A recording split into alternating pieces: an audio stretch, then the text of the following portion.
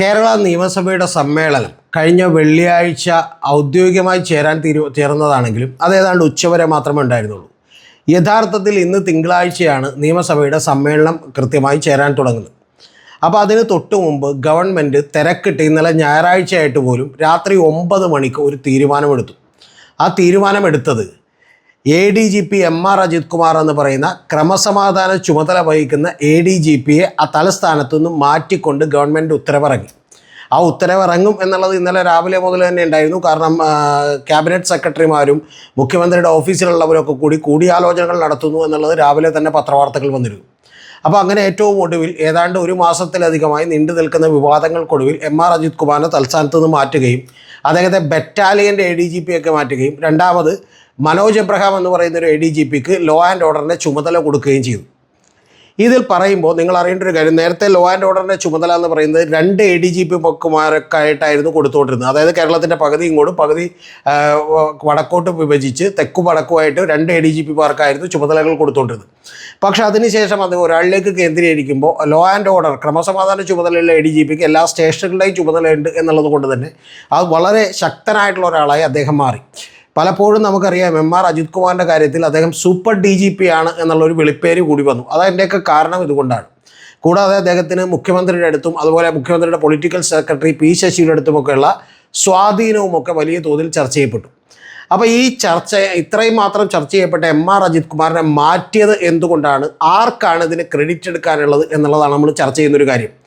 ഒന്നാമത്തെ എൻ്റെ ഏറ്റവും കൃത്യമായ വാചകം, ഇത് PV അൻവറിൻ്റെ ഏറ്റവും ആദ്യത്തെ രാഷ്ട്രീയ വിജയമാണ് എന്നാണ് ഞാൻ വിചാരിക്കുന്നത്. അതിൻ്റെ കാരണം, ഇതിന് മുൻപ് നമുക്കറിയാം സുജിത് ദാസ് എന്ന് പറയുന്ന ഒരു മലപ്പുറത്തിരിക്കുന്ന SP പെട്ടെന്ന് തന്നെ മാറ്റിയിരുന്നു. പക്ഷേ അത് മാറ്റിയതിൻ്റെ കാരണം PV അൻവർ ഉയർത്തിവിട്ടിട്ടുള്ള ഒരു രാഷ്ട്രീയ ആരോപണം കൊണ്ട് മാത്രമല്ല, കാരണം പുറത്തേക്ക് വിട്ടിട്ടുള്ള ഒരു വോയിസ്, അങ്ങോട്ട് അദ്ദേഹവുമായി സംസാരിച്ചിട്ടുള്ള ഒരു വോയിസ് റെക്കോർഡർ പുറത്തേക്ക് വിട്ടത് അത് പോലീസ് സേനയ്ക്ക് തന്നെ അപമാനം ഉണ്ടാക്കുന്നതാണ് എന്ന് പ്രഥമദൃഷ്ട്യാ കണ്ടതുകൊണ്ട് താൽക്കാലികമായി അദ്ദേഹത്തെ മാറ്റിയതാണ്. രണ്ടാമത്തേത് നമുക്കറിയാം, മലപ്പുറം SP ആയിരുന്ന PV അൻവറൊക്കെ ആരോപണം ഉന്നയിച്ച് ശശിധരനെ മാറ്റുകയാണ് ഉണ്ടായത്. പക്ഷേ ഇങ്ങനെയൊക്കെയുള്ള മാറ്റങ്ങൾ നടക്കുമ്പോഴും PV അൻവർ എന്ന് പറയുന്ന MLA CPMൻ്റെ ഭാഗം തന്നെയായിരുന്നു എന്നുള്ളത് നിങ്ങൾ മറന്നു പോകരുത്. അല്ലെങ്കിൽ ഭരണപക്ഷത്ത് നിന്നുള്ള ഒരു സ്വതന്ത്ര MLA തന്നെയായിരുന്നു. പക്ഷെ അതിനുശേഷം PV അൻവർ CPMൽ നിന്ന് വിട്ടുപോരുകയും അദ്ദേഹത്തെ പാർലമെൻ്ററി പാർട്ടിയിൽ നിന്ന് പുറത്താക്കുകയും ചെയ്തതിന് ശേഷം അദ്ദേഹം നേടുന്ന ഏറ്റവും ആദ്യത്തെ രാഷ്ട്രീയ വിജയമാണ് MR അജിത് കുമാറിനെ തലസ്ഥാനത്ത് നിന്ന് മാറ്റി നിർത്തുന്നത്. യഥാർത്ഥത്തിൽ അപ്പോഴും അജിത് കുമാറിനെ രക്ഷിക്കുകയാണ് ചെയ്തിട്ടുള്ളത്, അതിലേക്ക് ഞാൻ വരാം. പക്ഷെ അതിന് തൊട്ടു മുമ്പ് ഇതിൻ്റെ അവകാശവാദങ്ങൾ ഏറ്റെടുക്കാൻ വേണ്ടിയിട്ട് നമുക്കറിയാം RJD ഇദ്ദേഹത്തെ മാറ്റണമെന്ന് ആവശ്യപ്പെട്ടു, NCP ഇദ്ദേഹത്തെ മാറ്റണമെന്ന് ആവശ്യപ്പെട്ടു, പിന്നെ കൂടാതെ CPIയും ഒക്കെ ഇദ്ദേഹത്തെ മാറ്റണമെന്ന് ആവശ്യപ്പെട്ടു. അപ്പോൾ CPM ഇദ്ദേഹത്തെ മാറ്റണമെന്ന് ആവശ്യപ്പെട്ടത് പൂരം കലക്കിയതുമായി ബന്ധപ്പെട്ട് ഇദ്ദേഹത്തിന് ചില കൈകടത്തലുകളുണ്ട് എന്നുള്ളതും ദുരൂഹമായിട്ടുള്ള ഇടപെടലുകളുണ്ട് എന്നുള്ളതും ഒക്കെയുള്ള നിരവധി ആരോപണങ്ങൾ വന്നിരുന്നു. പക്ഷേ അതിനുശേഷം ഇന്നലെ പോലും ബിനോയ് വിശ്വം കൊണ്ടുപോയിട്ട് കത്ത് കൊടുക്കുകയും ഞങ്ങൾ നിയമസഭയിൽ സ്വതന്ത്രമായിട്ടുള്ള നിലപാടെടുക്കും ആഭ്യന്തര വകുപ്പിനെതിരെയുള്ള വിമർശനങ്ങൾ വന്നാൽ എന്ന് പറയുകയൊക്കെ ചെയ്തതിൻ്റെ അടിസ്ഥാനത്തിൽ കൂടിയാണ് ഈ തീരുമാനം എടുത്തിട്ടുള്ളത്. അവരുടെയൊക്കെ സമ്മർദ്ദം ഉണ്ടായിരുന്നു എന്നുള്ളത് ശരിയായിട്ടുള്ളൊരു കാര്യമാണ്. കാരണം പ്രകാശ് ബാബുവും ജനയുഗത്തിലും ഒക്കെ നിരവധി ലേഖനങ്ങൾ വന്നത്, പ്രകാശ് ബാബു ഒക്കെ എഴുതിയ ലേഖനങ്ങൾ വന്നതൊക്കെ നമുക്ക് ഓർമ്മയുണ്ടാവും. അപ്പോൾ അത്തരത്തിലുള്ള കാര്യങ്ങളൊക്കെ സംഭവിച്ചെങ്കിൽ പോലും ഇതിലേക്കെല്ലാം നയിച്ചത് യഥാർത്ഥത്തിൽ PV അൻവർ ഉയർത്തിവിട്ടൊരു കൊടുങ്കാറ്റാണ് എന്ന് പറയാതിരിക്കാൻ വയ്യ. അതായത് യഥാർത്ഥത്തിൽ കേരളത്തിലെ എല്ലാ സാധാരണക്കാരായ ജനങ്ങളുടെ ഇടയിലേക്കും CPMൻ്റെ തന്നെ അണികളിലേക്കും കോൺഗ്രസ്സുകാരുടെ ഇടയിലേക്കും ഈവൻ BJPക്കാരുടെ ഇടയിലേക്ക് പോലും ഇത്തരത്തിലൊരു അവിശുദ്ധ ബന്ധം ഈ MR അജിത് കുമാർ മുഖേന RSSുമായും അതുപോലെ CPMുമായും ഉണ്ടാക്കിയിട്ടുണ്ടോ എന്ന് പറയുന്ന ഒരു സംശയവും, കൂടാതെ ഇദ്ദേഹം ഒരു ദാവൂദ് ഇബ്രാഹിമിനെ പോലും ഒക്കെ വെല്ലുന്ന ഒരു ക്രിമിനലാണ് എന്ന് പറയുന്നൊരു കാര്യവും, ചില സ്വർണ്ണക്കള്ളക്കടത്തൊക്കെ പിടിക്കുന്നതിൽ അല്ലെങ്കിൽ അതുമായി ബന്ധപ്പെട്ടൊക്കെ തന്നെ ഒരുപാട് സംശയങ്ങൾ ഉണർത്തിവിടുന്നതിൽ പൊതുജനങ്ങളുടെ ഭാഗത്തുനിന്നുള്ള വികാരം ഉയർത്തിവിട്ടതും അത് കൺസിസ്റ്റൻ്റായി തുടർച്ചയായി നിലനിർത്തുകയും ചെയ്തതും യഥാർത്ഥത്തിൽ PV അൻവറാണ്.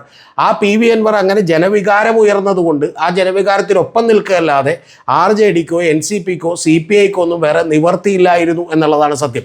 ഞാൻ പറഞ്ഞല്ലോ, നേരത്തെ ഉണ്ടായ 2 സ്ഥലം മാറ്റങ്ങളും പിരിച്ചുവിടലുകളും എല്ലാം തന്നെ PV അൻവർ ഇടതുപക്ഷത്തായിരിക്കുമ്പോഴുള്ള ഒരു MLAയോട് കാണിച്ച സൗഹാർദ്ദപരമായ അനുഭാവപൂർണ്ണമായ ഒരു സമീപനമായി കണക്കുകൂട്ടാമെങ്കിൽ അത് വെച്ചു വൈകിപ്പിച്ച് ഒരുപാട് കഴിഞ്ഞതിന് ശേഷം, അതായത് 30 ദിവസത്തിനകം DGPയോട് ഒരു അന്വേഷണം നടത്തി റിപ്പോർട്ട് കൊടുക്കണമെന്ന് പറഞ്ഞിട്ടും ഇപ്പോൾ അദ്ദേഹത്തിനെതിരെ നടപടിയെടുത്തിട്ടുള്ളത് RSS നേതാക്കളുമായി കൂടിക്കാഴ്ച നടത്തിയതിൻ്റെ പേരിലാണ്.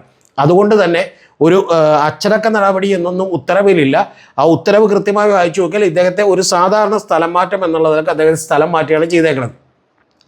RSS നേതാക്കളായ ദത്താത്രേയ ഹൊസബലയെയും അതുപോലെ തന്നെ രാംമാധവനെയും ഒക്കെ കണ്ടാൽ നിയമപരമായി നടപടിയെടുക്കാനൊന്നും കഴിയില്ല. കാരണം അവർ കൊലപാതകികളോ അല്ലെങ്കിൽ ഏതെങ്കിലും പിടികിട്ടാപ്പുള്ളികളോ മറ്റേ അണ്ടർവേൾഡ് ഡോണോ ഒന്നും അല്ലല്ലോ. അവർ ഈ നാട്ടിലെ ഒരു സംഘടനയിൽ പ്രവർത്തിക്കുന്ന ആളുകളാണ്. അതുകൊണ്ട് നിയമപരമായി യാതൊരു പ്രശ്നവുമില്ല.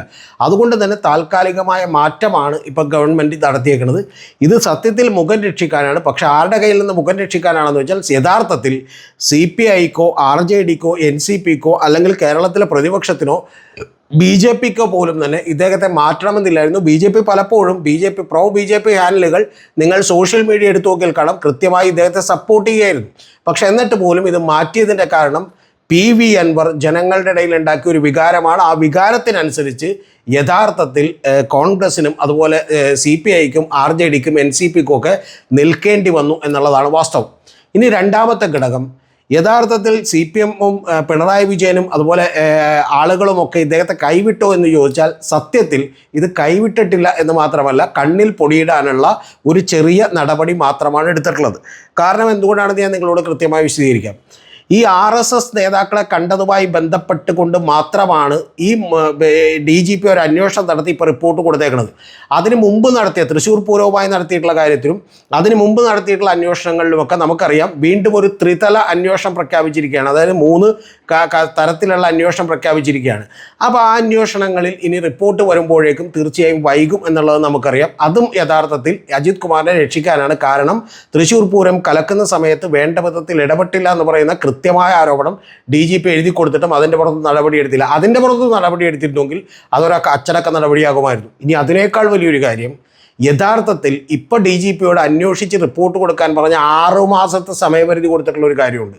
ആ കാര്യം വേണമെങ്കിൽ ഒരാഴ്ച കൊണ്ട് അന്വേഷിച്ച് റിപ്പോർട്ട് കൊടുക്കാവുന്ന കാര്യമാണ്. അത് PV അൻവർ ഉയർത്തിയ ഒരു വലിയ ആരോപണമാണ്. ആ ആരോപണം, അദ്ദേഹം കവടിയാറിലുള്ള ഒരു പ്രോപ്പർട്ടി 33,90,000 രൂപക്ക് മേടിച്ചുവെന്നും ആ മേടിച്ച പ്രോപ്പർട്ടി ഏതാണ്ട് 10 ദിവസം കഴിഞ്ഞിട്ട് തന്നെ ഉടനടി അത് മറിച്ചു വിറ്റുവെന്നും പറഞ്ഞിട്ടുള്ള ഒരു കാര്യമുണ്ട്. ഇത് തന്നെ നമുക്കറിയാം, അരിയാഹാരം കഴിക്കുന്ന എല്ലാവർക്കും അറിയാം, ഇത് തന്നെ വളരെ അസ്വാഭാവികമായിട്ടുള്ള കാര്യമാണ്. ഇങ്ങനെ 10 ദിവസത്തിനകം മറിച്ചു വെക്കലൊന്നും പ്രാക്ടിക്കലി പോസിബിൾ അല്ല. സാധാരണ ഒരു ഭൂമിയുടെയൊക്കെ രേഖകൾ പോലും നമുക്ക് കിട്ടൽ, പോക്കുവരവ് നടത്തി കിട്ടൽ പോലും എളുപ്പമല്ല. പക്ഷെ അങ്ങനെയൊക്കെ നിൽക്കുമ്പോൾ പോലും ഇതിനേക്കാൾ ഗുരുതരമായിട്ടുള്ള ഒരു ആരോപണം അതിനകത്തുണ്ട്. കാരണം ഈ 33,90,000 രൂപയും കൊടുത്തത് ക്യാഷായിട്ടാണ്. കൂടാതെ 65 ലക്ഷം രൂപ ഇങ്ങോട്ട് കിട്ടിയതും ക്യാഷായിട്ടാണ് എന്ന് പറയുമ്പോൾ യഥാർത്ഥത്തിൽ 20,000 രൂപയിൽ കൂടുതലുള്ള ഒരു ഡീലിങ്ങുകളും ബാങ്ക് ട്രാൻസ്ഫറുകളോ ചെക്കുകളോ അല്ലാതെ മറ്റൊരു കാരണവശാലും ക്യാഷായി നടത്താൻ കഴിയില്ല എന്ന് കൃത്യമായ നിയമമുള്ള ഈ രാജ്യത്ത് ഒരു രജിസ്ട്രാർ അതെങ്ങനെ നടത്തിക്കൊടുത്തു എന്നുള്ളത് പോലും വലിയ അത്ഭുതപ്പെടുന്ന കാര്യമാണ്. അല്ലെങ്കിൽ ഏറ്റവും കുറഞ്ഞ പക്ഷേ MR അജിത് കുമാർ എന്ന് പറയുന്ന പോലെ ലോയെക്കുറിച്ചും നിയമത്തെക്കുറിച്ചുമൊക്കെ കൃത്യമായി അറിയുന്ന, കേരളത്തിൽ നിയമം പരിപാലിക്കേണ്ട ഏറ്റവും വലിയ രണ്ടാമത്തെ പോലീസ് ഉദ്യോഗസ്ഥനായിട്ടുള്ള അദ്ദേഹം എന്തുകൊണ്ട് നടത്തിയെന്ന് പറയുന്ന ഒരു ചോദ്യം വന്നാൽ അതിന് തീർച്ചയായിട്ടും അദ്ദേഹത്തെ സസ്പെൻഡ് ചെയ്തുകൊണ്ട് തന്നെ നിർത്തിക്കൊണ്ട് തന്നെ അന്വേഷണം വേണ്ടി വരും. ആ അന്വേഷണത്തിൽ കുറ്റക്കാരനാണെന്ന് കണ്ടെത്തിയാൽ തീർച്ചയായിട്ടും നടപടി എടുക്കേണ്ടി വരും. അപ്പോൾ അത്തരത്തിൽ നടപടി എടുക്കുന്നതിൽ നിന്നും അത്തരത്തിലുള്ളൊരു സമ്മർദ്ദം ഗവൺമെൻറ്റിൻ്റെ പുറത്ത് വരാതിരിക്കാനും വേണ്ടി താൽക്കാലികമായി ഇതിൽ നിന്ന് മാറ്റി നിർത്തുകയാണ് യഥാർത്ഥത്തിൽ ഗവൺമെൻറ് ഇപ്പോൾ ചെയ്തിട്ടുള്ളത്. തീർച്ചയായും ഇങ്ങനെ ചെയ്തുകൊണ്ടുള്ളൊരു ഗുണമെന്ന് പറഞ്ഞാൽ നമുക്കറിയാം, സരിത്ത് എന്ന് പറയുന്ന സ്വപ്നപ്രഭ സുരേഷിൻ്റെ കൂട്ടുകാരനെ ഇദ്ദേഹം ക്രൈംബ്രാഞ്ച് പോയി, വിജിലൻസ് പോയി ഒരു തവണ അറസ്റ്റ് ചെയ്തത് നിങ്ങൾക്ക് ഓർമ്മയുണ്ടാവും. ആരും അറിയാതെ, ലോക്കൽ പോലീസിനെ പോലും അറിയിക്കാതെ അതിൻ്റെ പുറത്ത് ഇദ്ദേഹത്തെ നടപടിയെടുത്ത് മാറ്റിയിരുന്നു. അന്ന് വിജിലൻസ് ഡയറക്ടറായിരുന്ന MR അജിത് കുമാറിനെ മാറ്റി നിർത്തിയത് ഓർമ്മയുണ്ടാവും. 4 മാസത്തേക്ക് മാറ്റി നിർത്തി വീണ്ടും അദ്ദേഹം ശക്തനായി തിരിച്ചു വരികയാണ് ചെയ്തിട്ടുള്ളത്. അപ്പോൾ അതുകൊണ്ട് താൽക്കാലികമായ ഈ പുകമറയൊക്കെ നടങ്ങിക്കഴിയുമ്പോൾ, മാധ്യമങ്ങളുടെ ഒരു വാർത്തകളുടെ ചൂടം നടങ്ങിക്കഴിയുമ്പോൾ, PV അൻവറിൻ്റെയൊക്കെ ഒരു കൃത്യമായിട്ടുള്ള ഒരു വിമർശനങ്ങളൊന്നും അടങ്ങിക്കഴിയുമ്പോൾ വേണമെങ്കിൽ ഇദ്ദേഹത്തെ തിരിച്ചു കൊണ്ടുവരാൻ കഴിയും എന്നുള്ളതാണ് വാസ്തവം. അത്തരത്തിലുള്ളൊരു പഴുതിട്ടുകൊണ്ട് യഥാർത്ഥത്തിൽ പിണറായി വിജയനും CPMഉം ഇടതുപക്ഷ ജനാധിപത്യ മുന്നണിയും ഒക്കെ ഒത്തുകളിച്ചുകൊണ്ട് ഇദ്ദേഹത്തെ രക്ഷിക്കുകയാണ് ചെയ്തിട്ടുള്ളത്. CPIക്കടക്കം ആത്മാർത്ഥതയുണ്ടായിരുന്നെങ്കിൽ കൃത്യമായി ഒന്ന് തൃശ്ശൂർ പൂരം കലക്കിയതിൻ്റെ കാര്യത്തിൽ, രണ്ടാമത്തേത് ഈ പറയുന്ന അനധികൃതമായിട്ടുള്ള പണമിടപാട് നടത്തിയതിൻ്റെ കാര്യത്തിൽ, അത് കള്ളപ്പണം വെളുപ്പിച്ചതാണോ എന്നുള്ള കാര്യത്തിലൊക്കെ തന്നെ അന്വേഷണം ആവശ്യപ്പെടുകയാണ് ചെയ്യേണ്ടിയിരുന്നത്. പക്ഷേ തീർത്തും ദുർബലമായ, നിയമപരമായി നടപടിയെടുക്കാൻ കഴിയാത്ത RSS നേതാക്കളെ കണ്ടു എന്നുള്ള ഒരൊറ്റ കാര്യത്തിൻ്റെ പുറത്താണ് ഇപ്പോൾ താൽക്കാലികമായിട്ടുള്ള ഈ നടപടി നടപടിയെടുത്തത്. ഇത് യഥാർത്ഥത്തിൽ എം ആർ അജിത് കുമാറിനെ ശിക്ഷിക്കുകയല്ല, ഇത് തലോടലാണ് എന്നുള്ളതാണ് വാസ്തവം.